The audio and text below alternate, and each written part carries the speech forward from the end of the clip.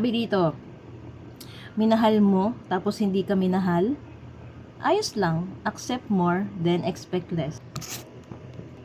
Ayan.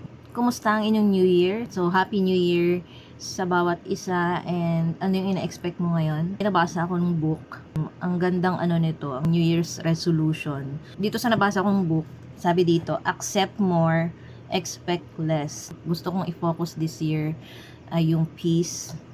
Anything na nakaka-drain ng aking peace ay sorry na lang. Peace be with you, pero kailangan kitang burahin sa buhay ko. This time, kailangan natin maging intentional kung paano natin ma-achieve yung peace of mind sa buhay natin, 'di ba? So, sabi nga dito sa book, ang title ng book na to ay Paghilom. Ang author nito ay si Miss Kim Derla. Ayan. Kaya sa bawat kalituhan o misunderstanding sa ibang tao, bakit hindi natin sila subuking unawain?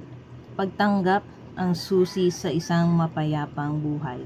Minsan mahirap tong gawin, no, na may mga tao sa buhay natin na hindi natin ma-accept. Bakit siya ganun sa akin? Bakit? Na ano ka? Kahit wala ka namang ginagawa, parang ang init ng dugo niya sa'yo. Kailangan rin tanggapin that tao tayo.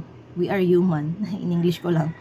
And we need to accept na iba-iba tayo ng pananaw sa buhay. Iba-iba tayo ng upbringing, ng beliefs, iba-iba tayo ng opinion. So, kung hindi natin kayang irespeto ang bawat isa, tanggapin na lang natin na hindi tayo magka-vibes. So, accept natin, and wag na tayo mag-expect sa taong yun kung if he or she is someone na nakikita mong walang character development, like fetus pa lang siya hanggang tumanda na siya, ganun pa rin siya. Hindi natin maiwasang hindi magkaroon ng expectation sa iba at expectations sa sarili. Napakarami nating gustong mangyari at gustong makuha. Pero paano kung hindi ito possible? Paano nga naman kung hindi yun possible? O, diba? So, dapat, yung expectation natin medyo bawas-bawasan natin, no? Kasi hindi naman natin kontrolado ang mga bagay-bagay. Sabi dito, minahal mo tapos hindi ka minahal? Ayos lang, accept more then expect less. 'Di ba? Naging mabuti ka pero hindi ka pinakitaan ng kabutihan?